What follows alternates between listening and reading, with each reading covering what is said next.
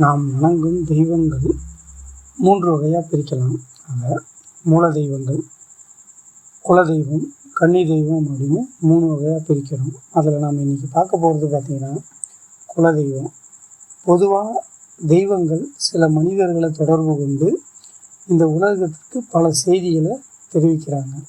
அவ்வாறு தெய்வங்கள் உலகத்திற்கு செய்திகள் தெரிவிக்கப்பட்ட தேர்ந்தெடுக்கப்பட்ட நபர்கள் இறைவனின் கட்டளையை முழுமையாக உணர்ந்து தன்னை பக்தியின் மூலம் இறைவனுக்கு அர்ப்பணித்து வாழ்ந்தவர்கள் கடைசி காலத்தில் இறந்தாங்க அப்படின்னா அந்த ஆன்மாவானது புண்ணிய ஆன்மாவாக மாறுகிறது.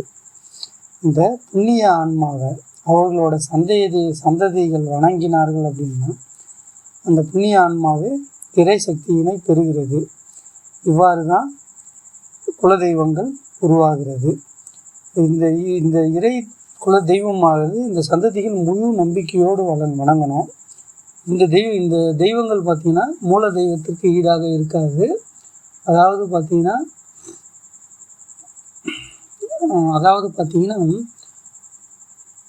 நவகிரகங்களுக்கு கர்ம வினைகளுக்கும் கட்டுப்பட்டு நமக்கு உதவிகள் செய்து கொண்டே இருக்கும்.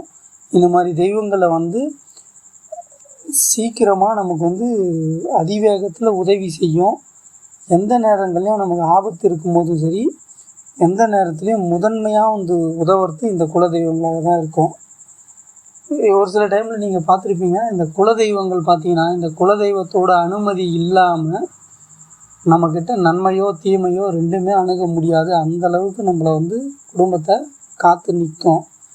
இது எப்படி வருது பார்த்திங்கன்னா, ஒரு குலத்தில், அதாவது ஏதேனும் ஒரு குலத்தில் பிறந்து வளர்ந்த அந்த குலத்தையே முழுமையாக காத்து நிற்கும். இவ்வாறு வர குலதெய்வத்தை ஒரு சில மேலே பார்த்திங்கன்னா தெய்வங்கள் வரும், ஆனால் வாய் திறந்து பேசாது. அந்த மாதிரி பேசாத இருக்கிறதுக்கு காரணம், அந்த மூல தெய்வமாகவே இருந்தாலும் அந்த குலத்திற்கு உட்பட்ட நபரின் மீது வரும்போது அந்த குலத்திற்கான தெய்வத்தின் மீது, அதாவது குலதெய்வத்தின் மீது அனுமதி பெற்று வர வேண்டும். அதுபோல் அனுமதி பெறாமல் வந்தாங்க அப்படின்னா வாய் திறந்து பேசக்கூடாது இந்த குலதெய்வங்கள்.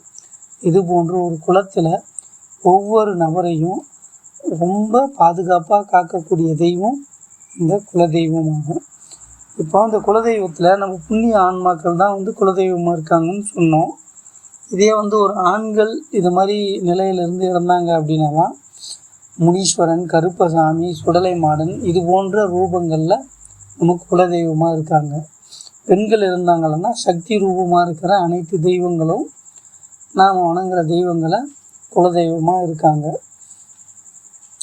இது போன்று நம்ம குலதெய்வங்களை இதுபடி தான் உருவாகுறாங்க. அதுக்கு அடுத்தது பார்த்திங்கன்னா வழிபாடு மற்றும் படையல். இது வழிபாடு படையல் பார்த்திங்கன்னா ஒவ்வொரு குலத்திற்கும் மாறுபடுகிறது. ஒவ்வொரு குலத்தில் சைவ முறையில் படையல் போடுறாங்க, சைவ முறையில் வழிபாடு நிறுத்துகிறாங்க.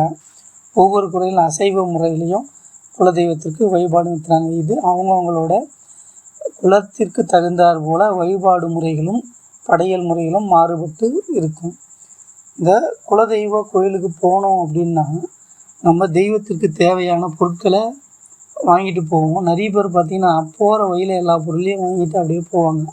அதுபோல் இல்லாமல் நம்ம குலதெய்வத்துக்கு போக போகிறோம், கோவிலுக்கு போக போகிறோன்ற எண்ணத்தில் முதன்மையாகவே அனைத்து தேவையான பொருட்களையும் வாங்கி நம்ம வீட்டில் வச்சுட்டு அதற்கப்புறம் வீட்டிலேருந்து ஒட்டுமொத்த பொருட்களையும் ஒன்றா எடுத்துகிட்டு போகும்போது குலதெய்வம் நம் மீது ஒரு திருப்தி அடையும், அதாவது சந்தோஷப்படும். அதே போல் பார்த்திங்கன்னா குலதெய்வத்துக்கு நமக்கு அதிக பிரச்சனைகள், கடன்கள் ஏதாவது இருக்கும்போது குலதெய்வ கோயிலுக்கு அடிக்கடி வெல்லம் வாங்கிட்டு போய் வச்சோம் அப்படின்னா அங்கே இருக்கிற எறும்புகள், ஜீவராசிகள் சாப்பிட கரைய வீட்டில் இருக்கிற பிரச்சனைகளும் குறைந்து கொண்டே வரும். அதே போல் நம்ம தினமும் குலதெய்வ கோயிலுக்கு கோவிலுக்கு போக முடியாது. அப்படி போக முடியாதவங்க வீட்டிலேயே குலதெய்வத்தை நினச்சி ஒரு டம்ளர் பாலில் கற்கண்டு அல்லது நாட்டு சர்க்கரை இது போன்ற ஏதேனும் போட்டு குலதெய்வத்திற்காக நெய்வேத்தியமாக படையல் வச்சு அந்த பாலை நம்ம குடும்பத்தில் இருக்கிறவங்க மட்டும் பருகி வந்தோம் அப்படின்னா குலதெய்வத்தோட பரிபூர்ணமான அருளை நம்ம பெற்றவர்களாக மாறுவோம். இது போன்று தான் குலதெய்வங்களை நாம் வழிபட்டு வரணும். இதே இன்னும் பார்த்திங்கன்னா குலதெய்வத்திற்கு எந்தெந்த நாட்களில் வழிபாடு செஞ்சால் சிறந்தது அப்படின்னு பார்த்திங்கன்னா அமாவாசை, பௌர்ணமி போன்ற நாட்களில் நம்ம குலதெய்வத்தை வழிபாடு செஞ்சோம் அப்படின்னா ரொம்ப சிறந்தது. நீங்கள் கோவிலெலாம் பார்த்திங்கன்னா 12 வருஷத்துக்கு ஒரு முறை கும்பாபிஷேகம் நடைபெறும். அதே போல் தான் ஒரு குறிப்பிட்ட தலைமுறைக்கு ஒரு முறை குலதெய்வங்கள் நமக்கு மாறிக்கொண்டே இருக்கிறது. இவ்வாறு மாறும்போது தான் ஒரு சிலர் பார்த்திங்கன்னா எனக்கு இன்னும் குலதெய்வம் தெரியல, என் முன்னோர்கள் எனக்கு சொல்லலை, அந்த மாதிரிலாம் சொல்லுவாங்க. இதுக்கு காரணம் என்ன அப்படின்னா ஒரு குறிப்பிட்ட நாட்களுக்கு பிறகு குலதெய்வம் நமக்கு மாறிடும். அதனுடைய ஆயுட்காலம் எவ்வளோ நாள் அப்படின்னு பார்த்திங்கன்னா அந்த சந்ததியினர் எவ்வளவு வலிமையாக, எவ்வளவு படையல், எவ்வளவு நம்பிக்கையோடு குலதெய்வத்தை வணங்குறாங்களோ அவ்வளவு காலங்களுக்கு அந்த குலதெய்வத்தோட நம்மளுக்கு அனுகிரகம் கிடைக்கும். நாம் அதை மறக்க சிறிது காலங்களில் அது முழுமையாக மறைந்து வேறு தெய்வங்கள் நமக்கு கிடைக்கிற வரைக்கும் வேறு தெய்வங்கள் மாறிடும். ஒரு சில குடும்பங்கள் என்ன பண்ணுவாங்கன்னா வேறு தெய்வங்கள் கிடைக்கிற வரைக்கும், வேறு குலதெய்வம் நமக்கு இறைவன் அமைத்து கொடுக்குற வரைக்கும் மூல தெய்வங்களையே குலதெய்வங்களாக வணங்கிட்டு இருக்காங்க.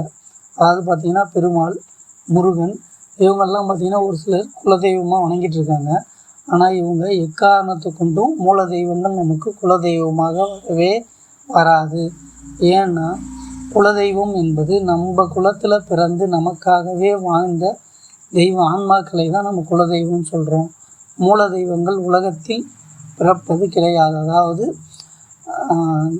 ஒரு மனித வாழ்விற்காக பிறந்தது கிடையாது. எனவே மூல தெய்வங்கள் எக்காரணத்துக்கொண்டும் குலதெய்வங்களாக மாறாது. இவ்வாறாக நாம் தெய்வத்தை வணங்குவது ஒவ்வொரு வீட்டிலும் உள்ள தனி நபர்களை எவ்வாறு கவனிக்கிறோமோ அதுபோல் நம் குலதெய்வங்களை கவனித்தால் நமக்கு எப்போதும் துணை நின்று காக்கும் என்பதில் எந்த சந்தேகமும் இல்லை.